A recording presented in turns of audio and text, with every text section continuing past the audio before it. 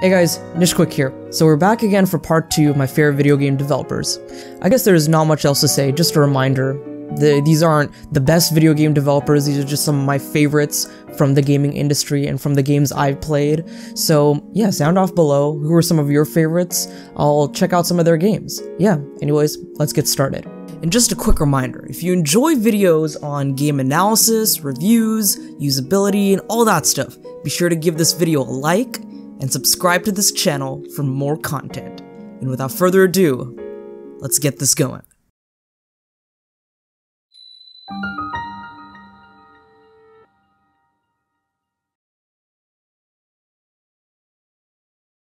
Cory Barlog is one of the lead designers of the God of War series, and was responsible for the game's soft reboot and reimagining on the PS4 in 2018. Barlog started off in the games industry in Paradox development, developing games such as X-Men Next Dimension and Backyard Wrestling Don't Try This at Home. Great title for a game, by the way. He soon joined Sony Santa Monica Studios in the mid-2000s, working as the lead animator for God of War 1 and directing and writing God of War 2, which actually won him a BAFTA for his wonderful script. After his work on God of War 3 and other games completed, Cory returned to Santa Monica Studios to work on a God of War game for the PlayStation 4.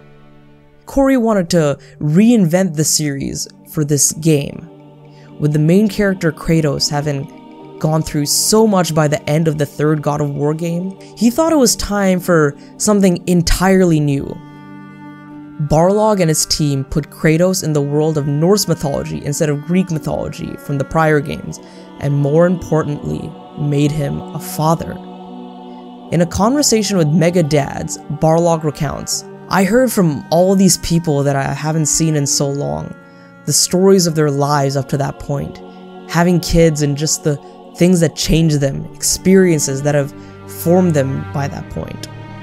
And I also realized how much that affected me and changed me, and it all just sort of clicked into place in that realization that Kratos needs the ability, the opportunity to change."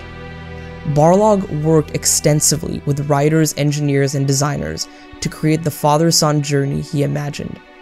Every line of dialogue, every story beat, and every design decision made by the team led to the game's critical appeal and success.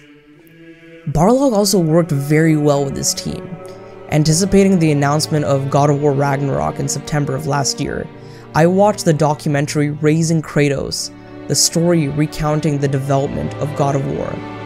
If I got anything out of that documentary, it was that Barlog was a real team player, and someone who loved to build on the strengths of others. He praises his colleagues and has a really good rapport with them to build a final product that they can all be proud of. His appreciation and respect towards the actors like Christopher Judge, Danielle Bisutti, and Sonny Soljic was great to see as well, as he would guide them to see their characters in the best ways possible. Always smiling and with a positive mindset, Barlog's attitude makes him a lovable and respected individual in the world of gaming. Though I've not played the Greek trilogy of God of War, I urge you all to play the reboot of the series on the PS4 or the PC. The game is a storytelling masterpiece with one of my favorite combat systems in a game ever. Please check it out on PS4 or the PC if you ever have the chance.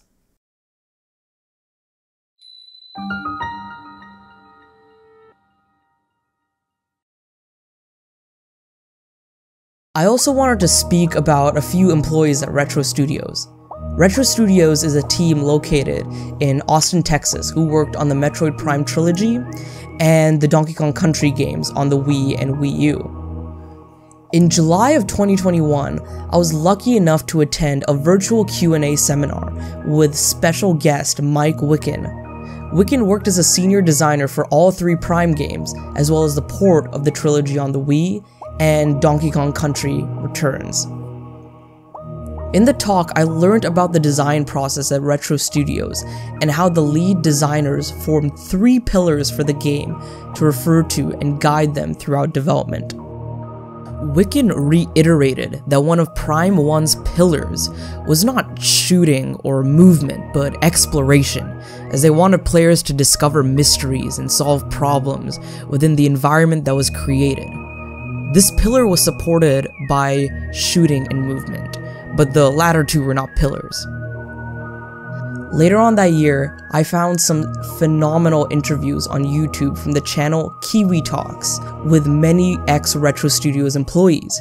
Hearing these made me very interested and intrigued in the unique process of creating bosses, worlds, areas, and gameplay additions to the games. For example, with Mike Wicken and Brian Walker's military background, the studio is able to add a lot more lore and realism to the Federation troop ships and uniforms seen in Prime 2, as well as implement realistic AI of enemy space pirates with the understanding of friction of battle and maneuver.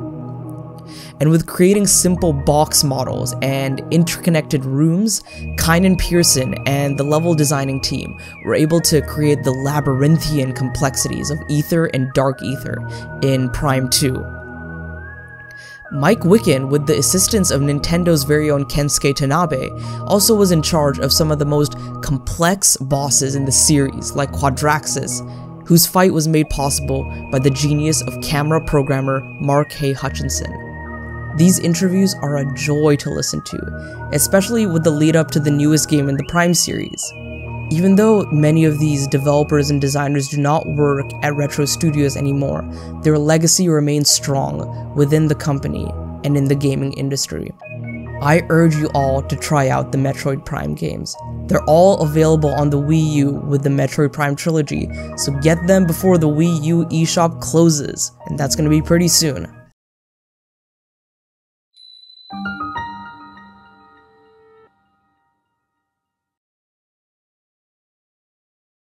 I don't like picking favorites, but I had to save the most personal ones for last. The Legend of Zelda is my favorite video game franchise of all time, and these two developers made some of my favorite gaming experiences of all time. Eiji Aonuma came from a family of woodcrafters.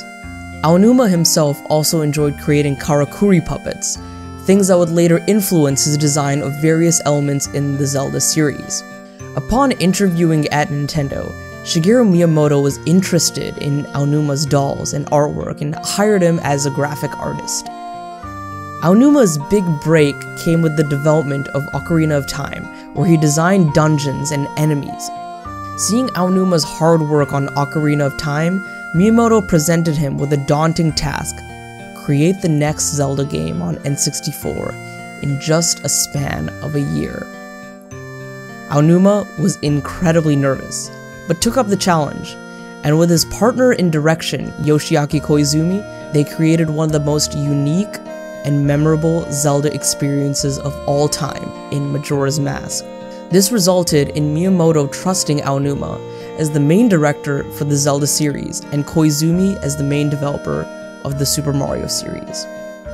Aonuma directed the next two 3D entries in the Legend of Zelda series, Wind Waker and Twilight Princess, while also supervising the development of the 2D handheld games.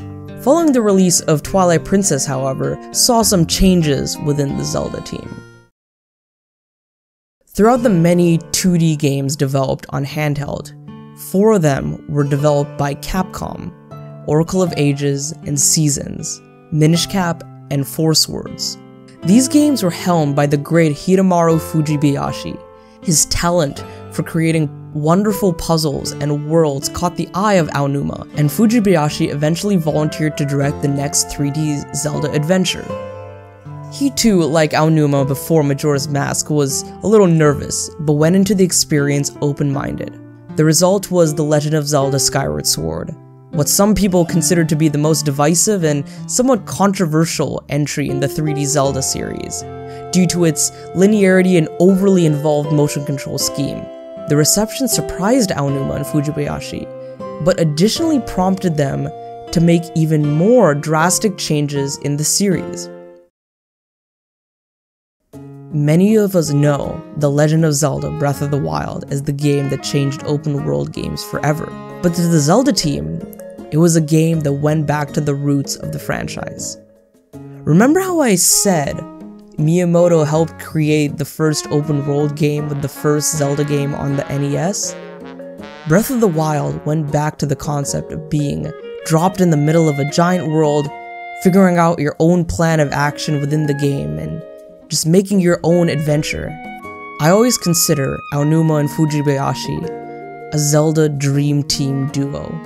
They created a fantastic yet underrated game in Skyward Sword, a groundbreaking and revolutionary game in Breath of the Wild, and a game that builds off the initial revolution with the upcoming sequel to Breath of the Wild. With Fujibayashi back directing the game and Aonuma producing, I'm sure the sequel to The Legend of Zelda Breath of the Wild is in great hands, as well as the entire Legend of Zelda series. So yeah, there you have it, my favorite video game developers. So I guess now you guys have a little bit of an insight onto some of my creative idols and my favorite video game developers and why I love them so much and the games that they've created. Video games are one of my favorite forms of art and one of my favorite entertainment mediums. And none of this would have been possible without the hard work, diligence, and real strive to do better seen in these developers.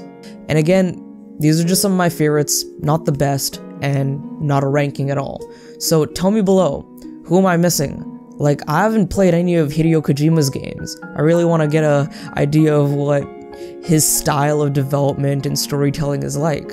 So tell me, like, of course, there's people like him and so many others. So tell me about some of your favorite video game developers down in the comments and why I should play those games. And like I said, there are thousands of amazing and hardworking developers working in the industry today.